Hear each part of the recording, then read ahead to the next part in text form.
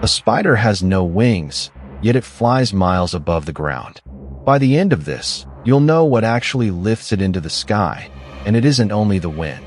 Every autumn, on a still, warm morning, millions of young spiders do something that looks impossible. Each one climbs to the tip of a fence post, a grass blade, a church spire. It stands on the very edge, raises its abdomen toward the sky, and releases a fan of fine silk threads. Then, without a gust and without a jump, it lets go and rises. Sailors have found them landing on ships 1,600 miles from any coast.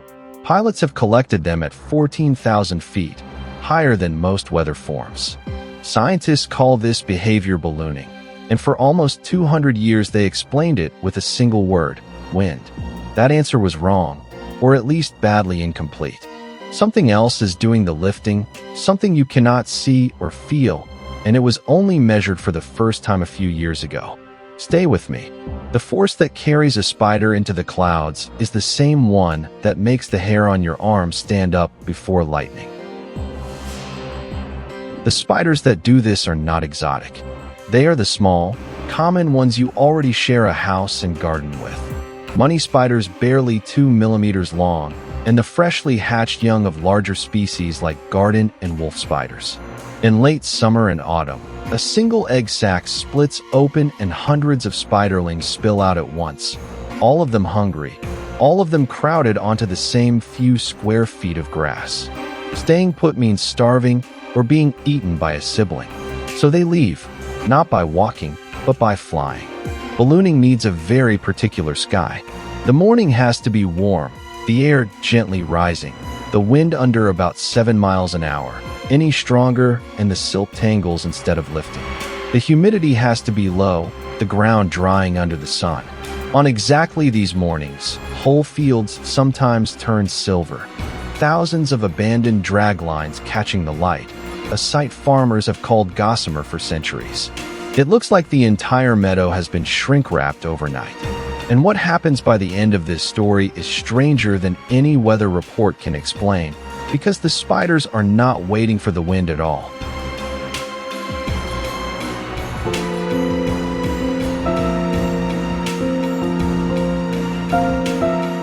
Consider what is actually leaving the ground. A ballooning spiderling can weigh less than a single grain of rice, some of them under a milligram. At the tip of its abdomen sit the spinnerets, a cluster of tiny nozzles fed by silk glands, each one able to extrude a thread finer than smoke. This is not the sticky, wheel-shaped web of a garden orb weaver. The ballooning silk is different, dry, almost impossibly light, and released not as one line, but as dozens of separate filaments that fan out into a triangle. Under a microscope, the whole rig looks less like a parachute and more like a bundle of invisible kite strings. And covering the spider's legs are hundreds of fine sensory hairs, so delicate they bend to the faintest whisper of moving air.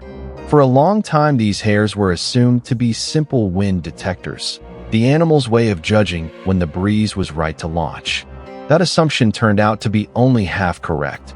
Those hairs are reading something in the air that has nothing to do with wind, and once you know what it is, the spider's whole strange ritual on the fence post finally starts to make sense.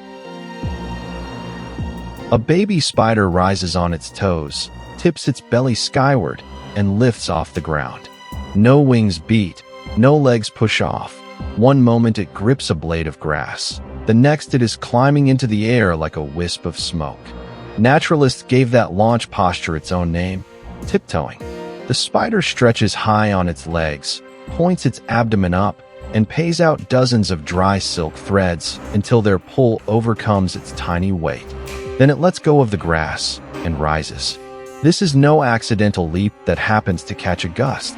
Spiders have been filmed lifting off on days when the air is dead still, when a candle flame beside them would not even flicker. They can climb hundreds of feet in minutes and drift out over open water.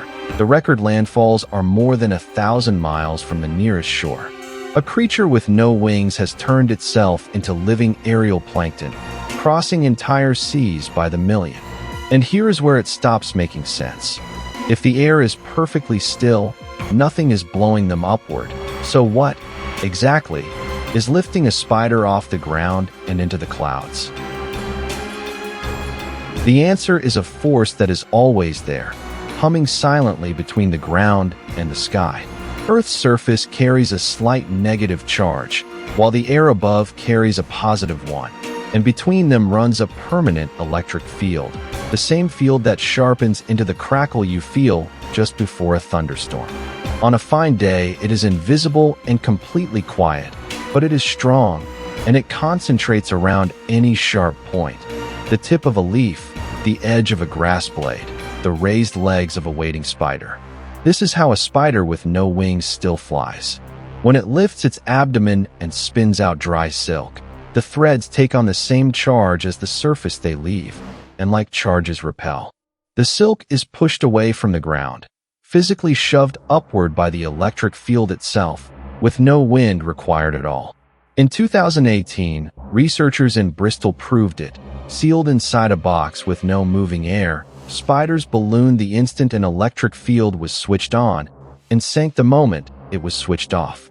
They even filmed the tiny hairs on the spider's legs bending toward the charge. The spiders were not feeling for a breeze. They were feeling for electricity and choosing the exact instant to fly. And that raises a harder question. How long have spiders been reading the sky's electricity to take flight? An answer that reaches back before flowers, before birds, before the dinosaurs.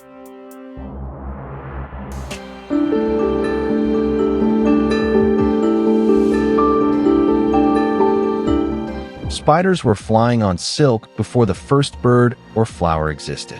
Silk itself is ancient. Spiders have been spinning it for well over 300 million years, long before anything with feathers ever took to the air. Ballooning almost certainly rode along with it, which means this method of flight predates powered wings by hundreds of millions of years. It is one of the oldest ways any animal has ever traveled through the sky, and it never once needed a wing to do it. The behavior was watched long before it was ever understood. In 1832, aboard the Beagle, a young Charles Darwin stood on deck 60 miles off the coast of Argentina and watched hundreds of tiny red spiders drift down onto the rigging out of a clear, empty sky. He was baffled. He wrote about the delicate threads and the total absence of wind, and admitted he could not explain how the creatures had come to be there. That confusion lasted almost 2 centuries. The animal was doing something no one could account for, in plain sight, generation after generation. And the piece Darwin was missing was the invisible electricity that only finally got measured in our own lifetime. So the next time the air is still and the light is right, look closely at the tops of the fence posts and the tallest blades of grass. Some of the spiders standing there are not resting. They are testing the sky with their legs, reading a charge in the air that you will never feel, waiting for the moment the invisible current is strong enough to carry them off the surface of the planet. Almost no one notices, because the whole thing is silent, nearly weightless, and over in a heartbeat. We spent 2 centuries calling it wind, because wind was the only answer we could see. The truth was quieter and stranger. A spider, alone on a blade of grass, catching a ride on the same electricity that builds inside a storm. It has been doing this since before the sky had birds in it, and it never once needed to look up.